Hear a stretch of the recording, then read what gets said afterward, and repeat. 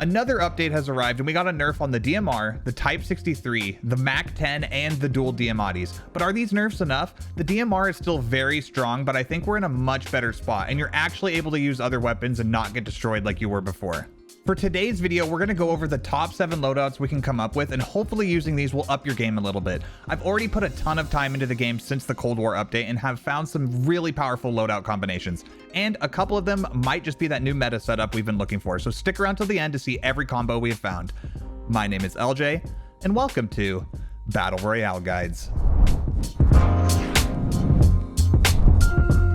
So to start this video off, I just want to say that I'm so happy we got so many new weapons in Warzone, because it was starting to get a little stale using only the Kilo and R9 if you wanted to go full tryhard mode. Unfortunately, directly after the update, we all found out that the only guns to use were the DMR and the dual DMRs because of how OP they were. I was going to drop this video a while ago, but I couldn't really say any of the guns on this list were going to compete with the DMR in any capacity then. But now we're in a much better spot, and after playing for a while trying to find the best build for each weapon, I can honestly say I think I have found the ones that will have you competing for the top placings in every game. And before we get into it, I want to clarify that this list isn't in any particular order because each loadout will be used for different playstyles and will excel in certain scenarios. But trust me when I say that every setup I have found so far for today's video are absolute lasers, and you will have a lot of fun tearing up lobbies with these. And with that, let's get right into our first one on the list. At number 7, we're going to start off with a really strong Cold War weapons combo, the XM4 and the MP5. I chose the Cold War MP5 as opposed to the Modern Warfare version of it because the Cold War version has a 50-round mag attachment, and honestly in Warzone, more is better in terms of mag size. So let's get into the attachments. For the XM4, we got the Agency Suppressor, the 13.5-inch Task Force barrel, Field Agent grip, Salvo 60-round fast mags, and the SASR Jungle Rear grip. This build is for the iron sight lovers out there, and if you did feel like you wanted a sight on it, I'd recommend swapping out the rear grip for one, but this build is perfect for medium to long range engagements and has a very nice and easily controlled recoil pattern. Now onto the MP5. The attachments on this are the Agency Suppressor, the 9.5-inch Task Force barrel, SWAT 5 milliwatt laser sight, Field Agent foregrip, and the Salvo 50-round fast mags. Again, the reason the Cold War MP5 is my go-to instead of the Modern Warfare MP5 is because of the mag size, but it also has a slightly faster fire rate with the same damage, so in terms of DPS, you'll be dropping more people quicker with this one. Honestly, it's kind of up to personal preference because it's such a slight change, but if you ask me, I do feel a noticeable difference with the Cold War MP5, and I do think it's the better option. So for number 6, we got the XM4 again, but this time paired with a VLK Dragon's Breath shotgun. Sorry for doing another XM4 build, but it will be the last time it shows up in this video, so don't worry. And in case you missed it before, here's the attachments again. Agency Suppressor, 13.5-inch Task Force barrel, Field Agent grip, Salvo 60-round fast mags, and the SASR Jungle Rear grip. And as for the VLK Dragon's Breath shotgun, the attachments are Forge Tac Marauder, 16-inch Warlord barrel, VLK Prime Pump, Dragon's Breath rounds, and no stock. The VLK shotgun is kind of slept on in my opinion. I know a lot of people know it's strong but just refuse to use it because of the good old doof R9, but I was always using the VLK because of the insane one-shot down potential. If you hit every pellet in a spread, it would down someone in one shot, so it kills extremely fast, and the movement with it just feels a lot better to me. I also felt like I was a lot more consistent with wiping teams by myself with this because of the easier to control rate of fire. If you've only been using the R9 and never gave the VLK a chance, then I encourage you to try this build out. You may be surprised. At number 5, we got the DMR and Mac10. I know you guys were probably waiting to see if I put the DMR in this video because it just got nerfed. Well, unfortunately, it's still the best gun in the game, and the recoil increase is definitely noticeable, but it's controllable, and the headshot multiplier nerf just makes it a 3-tap instead of a 2-tap.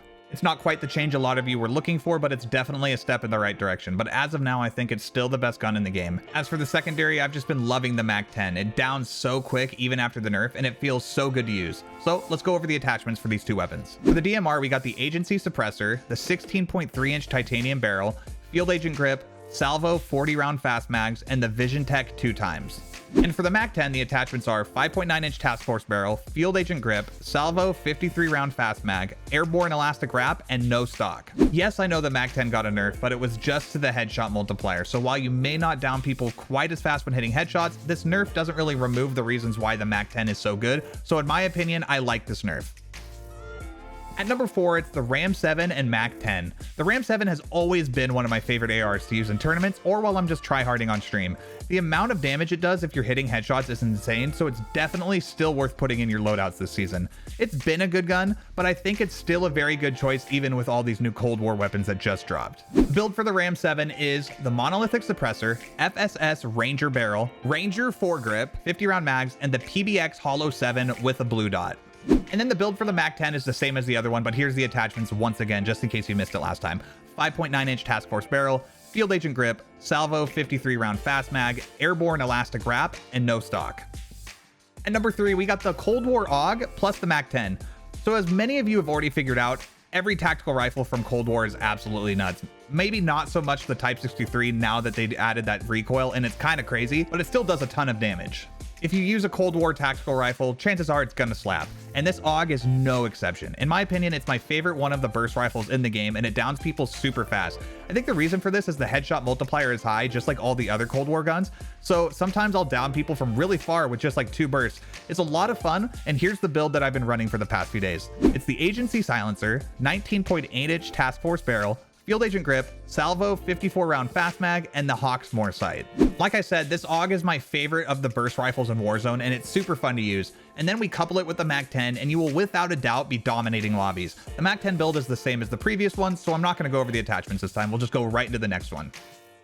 At number 2, we got the Cold War AK-47, and again, the Mac10.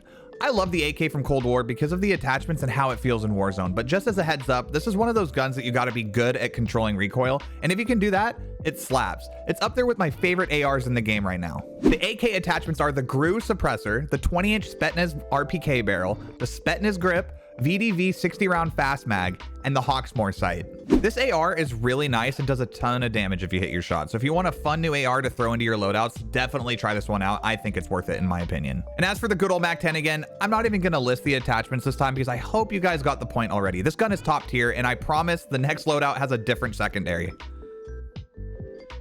And as for the last loadout for today's video, we got the FFAR FFAR. I don't know how to say it honestly, but this gun kind of reminds me of the Ram7 with how quick it kills, and then the secondary is going to be the new Street Sweeper shotgun. I'm not gonna lie, I kind of debated even putting this in the video because honestly, I hate shotguns, and we definitely don't need another one for everyone to be running around with, just letting it eat and wiping teams with little skill required, to be honest. But hey, don't blame me that the devs constantly make shotguns powerful, and if it's a strong gun, I'm going to put it in the video so that anyone who may not know can have a chance to run around and Verdansk with it and make some enemy squads angry, because you know, there's going to be some screaming in the death comms. As for the attachments on these, for the FFAR we got the Agency Suppressor, the 19.5 inch Task Force, Field Agent grip, Salvo 50 round fast mag, and the airborne elastic wrap. And for the Street Sweeper, I've been running the Agency Choke, the 14.4 inch Task Force, the 18 round drum, airborne elastic wrap, and no stock. This setup is very close range oriented, and it'd be ideal to not take long range fights if you can help it, but you can absolutely work people at medium range. This is one of my favorite run and gun setups. Okay, so that's it for our top 7 loadouts. After this patch, I was running around with the DMR, and it's still the best gun in the game in my opinion. It did change slightly so that you have to control the recoil a bit, but that's not too hard, and it takes one more shot to down people now, from a 2-tap with a headshot to now a 3-tap. So that's nice, but you still got to be careful while challenging people with other guns because you will still die very, very fast to the DMR. Like I said, it's a step in the right direction, but I do think we might need a little bit more of a nerf to better balance it, but it's not so strong that you're forced to use it no matter what. So it really made more sense for me to wait on this video to drop now instead of earlier before the patch when you were just forced to run it no matter what, and if you didn't, you would just die. And as you could tell, the go-to secondary was honestly the Mac10. This SMG is the SMG you should be using. Yes, the shotguns are still very strong, but if you're like me, then you probably think the shotguns got really old really quick, and you enjoy the fast movement speed and skill gap it takes to use SMGs with success. For all the SMGs that got added to Warzone from Cold War, I think the Mac10 just outshines them all. It's got range, buttery recoil that kind of reminds me of the MP7, but oh my god, this thing kills fast. It can truly compete with the shotguns if you play with it right and try to keep a little distance from people that you know are running shotguns.